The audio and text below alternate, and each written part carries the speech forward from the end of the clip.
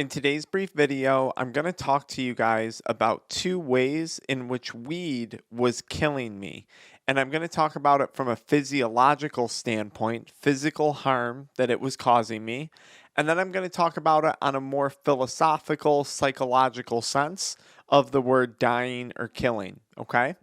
If you're new to the channel, my name is Dr. Frank. I'm the founder of AddictionMindset recovery coaching programs, which are dedicated to helping people quit nicotine, THC, energy drinks, and adult media content.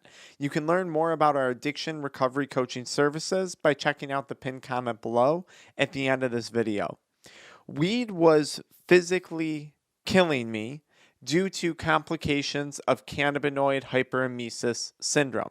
Now, I was not on my deathbed. I was not dehydrated, and I don't want to make it appear that I was, because sadly, there are people who have documented complications of cannabinoid hyperemesis syndrome who have died due to kidney failure, serious dehydration complications. And that was not me.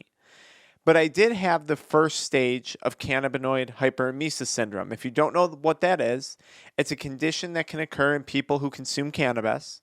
And there's three stages to it. The stage number one is the prodromal phase. Stage two is the hyperemetric or hyperemesis stage. Stage three, if the person gets there, is recovery, quitting.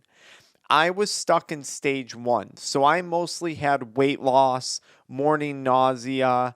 I really couldn't eat food. I could only tolerate eating about one meal a day.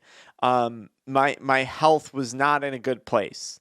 And I was certainly suffering from the consequences now looking back of malnutrition. Okay? The inability to eat food, I was malnourished. I was becoming malnourished to an extent. I was on my way there. Physically, every muscle in my body hurt. I couldn't even tolerate exercise towards the end of my journey with cannabis because my pain perception was so out of control. And when you combine the symptoms of CHS and the toll that that was taking on my mental health, it was a very, very scary place to be in, a very, very dark place to be in. Now, I never got to that point, right, that some people get to with it, but I understand how it happens. I understand how dark things can seem. That was the first way that cannabis was killing me. Symptoms of cannabinoid hyperemesis syndrome. And look, guys, there's people who are in and out of the ER, the emergency room, 7, 8, 10, 12 times to the ER before they even find out that they have this condition. Right? We see photos of people in groups that we're part of posting about how they have first-degree burns on their skin, third-degree burns on their skin from taking hot showers, using hot compresses, using different types of lotion in combination with the hot compress. It's serious. It's a very, very serious condition, and it can be life-threatening, okay? Now, the other part, physiologically, changes happening in my physical body that was killing me, I believe now looking back, had to do with the amount of dopamine dysregulation I was going through. They've done experiments where if you take rats and you destroy their brain's ability to produce dopamine, the rat will die because it's not even motivated to get up and get food for itself. The food can be right there, right in front of it, and the rat won't go get the food. This is all stuff I've learned pretty recently. And when I look back at my life on smoking weed, towards the end of my relationship with it, things were getting really bad. Not motivated enough to get up and go brush your teeth before bed. Not motivated enough to go make food at the end of the night because you're really, really nauseous and you don't feel well. Not motivated enough to go pursue anything, really, that could potentially bring me a source of joy. And how does that happen? You would think, well, aren't you consuming weed and it's producing dopamine?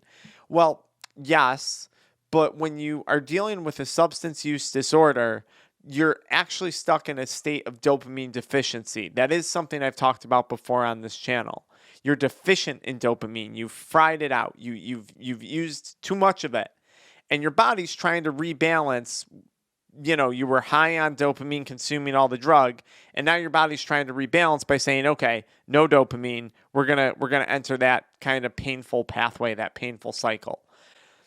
And that, I think, is to a direction that I was headed in. And I'm not saying that I wouldn't have eaten food and that I would have died from not eating, but I think the level of depression could have potentially become threatening if I had continued down that path.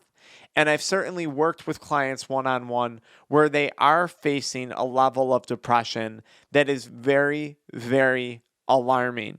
And if that's you, please reach out, get help, because it does get better. It does get better. Now, okay, take away the physiological changes to my brain and my body that were happening. I also believe weed was killing me on a more philosophical level. The person you guys have gotten to see grow on this YouTube channel, on the TikTok channel, the person that you guys have gotten to see grow a business and grow helping other people in our group coaching and making these videos and coming on here and having fun, was quite literally being suffocated by cannabis addiction. The person that I am today has always been there. That person has always been inside of me. And addiction was suffocating that person.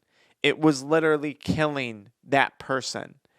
And I believe with anyone who struggles with addiction that there is an incredibly bright, promising light that shines inside of each and every one of those people, including you watching this. Because if you're watching this, you're probably struggling with cannabis addiction.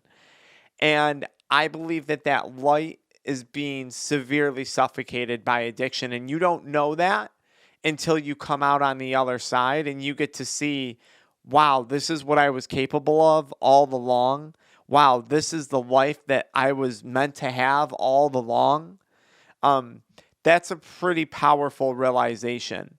So not only do I think cannabis was hurting me in the form of CHS and really damaging dopamine production and serotonin and all those other neurotransmitters, but I also think it was suffocating the person that you're seeing right now in front of you on the other side of this computer, on the other side of your phone. And that's why I'm so passionate about helping people quit smoking weed, quit using nicotine, quit watching adult media content, quitting energy drinks, the triad or the quadruplet of addiction, right, that I struggled with. That's why I'm so passionate about this. So if you guys want to work with me one-on-one, we do offer one-on-one addiction recovery coaching. You can book a session in the pinned comment below, or you can check out our group coaching programs for $4.97 a month, where you're going to be part of a community of people who are all trying to quit nicotine, THC, energy drinks, and or adult media content. We got some amazing chats going on in our private community, so I would love to see you guys there. I hope this gave you some things to think about. I promise, though, I promise, it's better on the other side. You just have to get yourself there. And if you're having trouble with it, let us help you.